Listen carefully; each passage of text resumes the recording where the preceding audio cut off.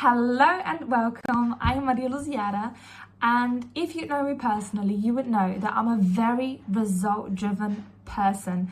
I must admit that I do not really take anybody serious or too seriously that is talking about certain topics so much. They know how to get the right relationship in their life. They know how to do their business stuff. They know how to do whatever, but nothing is really showing up in their own life. Because I have been that person, like no shame, I have been that person for the longest time in my life. I was telling everybody how to do things, but nothing really changed in my own life. Maybe it did, but just for a week or two, and then things fell back to the state where I was living in constantly, and that just wasn't enough for myself. So now my life is so different. I kind of live the life that I have never dreamed of even being able to live, and that I do. I'm very proud of that. And I know that there are certain things that have brought me here. And actually, this could be so much longer right now, but I just wanted to share 2 or 3 things that I do constantly over and over in my life. Okay, actually, I'm just in the middle of something right here, but never mind, okay? We can go along. So, I have done certain things in my life that brought me here, and these I want to share with you. Okay, let's start at something where I actually am not really invested in listening to anybody anymore because it is journaling, but not the way you might think like. Okay, so I love to journal, but I'm not the person anymore that is just like using their journal as a diary in a way and like brain dumping everything. Okay, sometimes I do this if I need to, but not really. It's kind of, I believe this is like therapy. When it's needed and it's useful.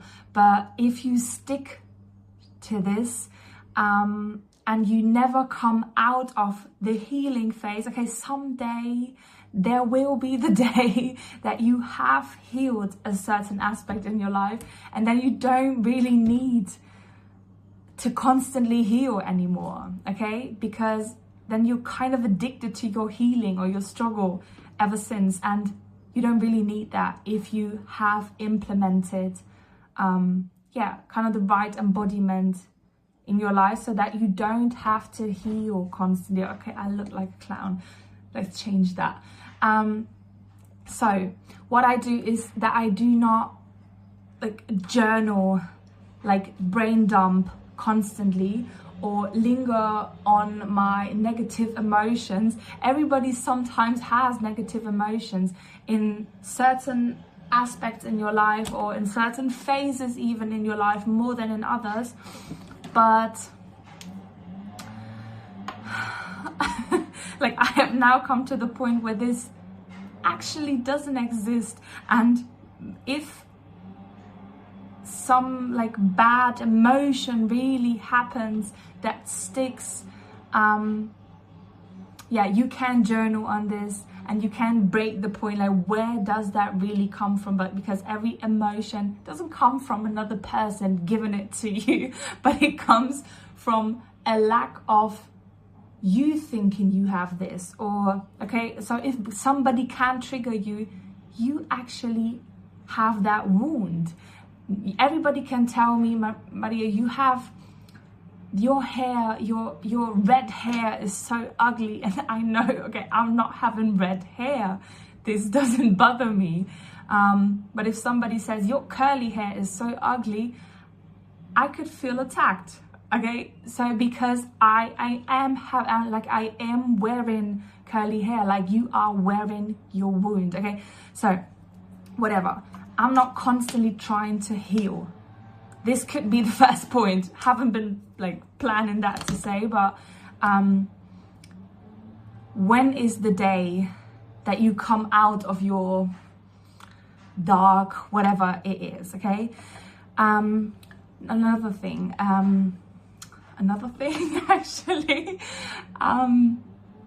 I love to tell myself 2 phrases, or I love to ask myself 2 questions in my journal. What am I no longer available for? And this is such a powerful question.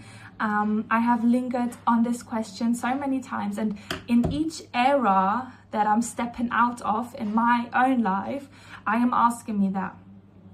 And when I'm asking that question, I really take it seriously, because if you are no longer available for something, you are just no longer available. This is a really hard decision that you're making.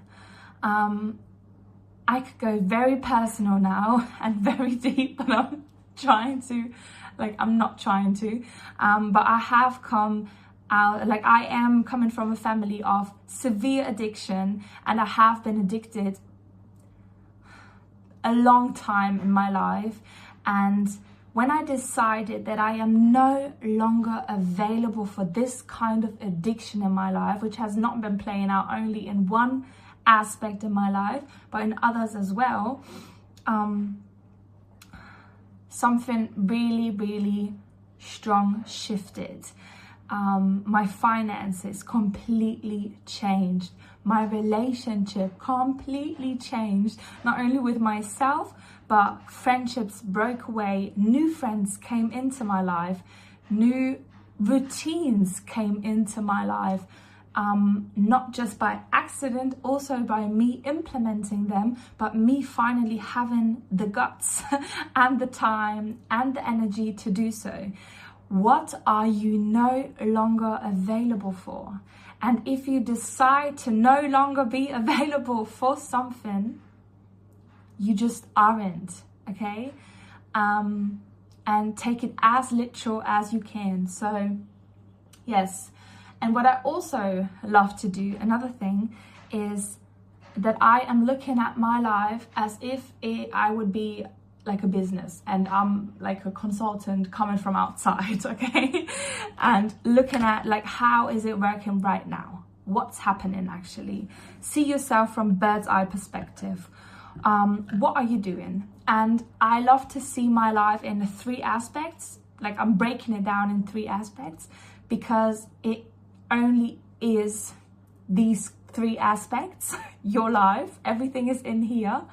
And this is health, wealth, and relationships.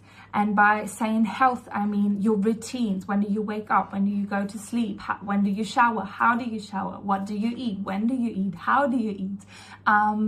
Everything, okay? How are you feeling? Like everything around your health, your beauty, your well-being, everything. Take a look at it. How is it going? Does it work? Like, what is your goal in there? And what are you doing right now? And most of the time, because we all have goals that evolve and evolve, goals change, hopefully, because you came, like, how do you say that? You kind of hit your goal. Like, I'm sorry, this is not my native language.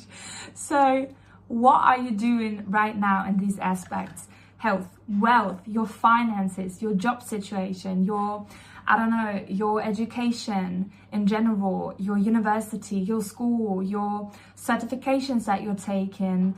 How do you finance your life? How do you work with your money? How is it going? How does it feel to spend? What are you spending the most of your money on? Is it also is it just survival, or is it do you enjoy, can you enjoy spending your money, and do you enjoy spending your money? There's so many questions that you could ask yourself. How are you feeling around your wealth, your finances? Okay, what is your goal in finances, and what are you doing right now? Is it contradicting itself? Is it kind of working but not really? Do you have to implement a thing or two, or like engineer around it? Could be, okay? So also I'm sorry, I have to look at the mirror. And the last thing, your relationships, the type of relationships that you're having in your life. This is one of my, I don't know, I like to structure my relationships also. So what kind of people are in your life?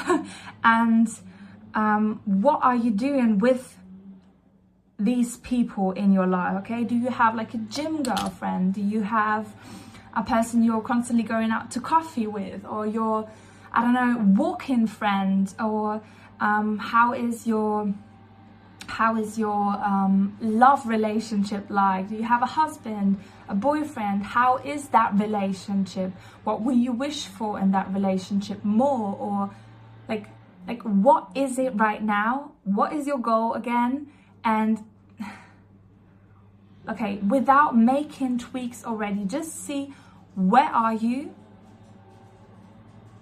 What is that? Okay, where are you and what's your goal? And by seeing that, you can see so much. And maybe you need help with just engineering around your life, because everything, like when you go from A to B, you have to okay, this is not my native language. I'm trying my best, okay? But whatever. So if you want to go from point A to B, there are certain roads that you can take, but you have to arrive at point B to just say that you hit your goal, okay?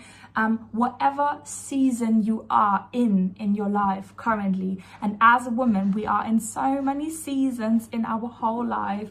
We are mothers, we are I don't know, students, we are single women working, we are mothers of multiple babies, breastfeeding currently, being pregnant, being in your, I don't know, wifey era, whatever you want to call the era of your life right now. But there are certain things that you could do optimally in this season of your life, and how to hit your goal even in that, not like even in that season, but specifically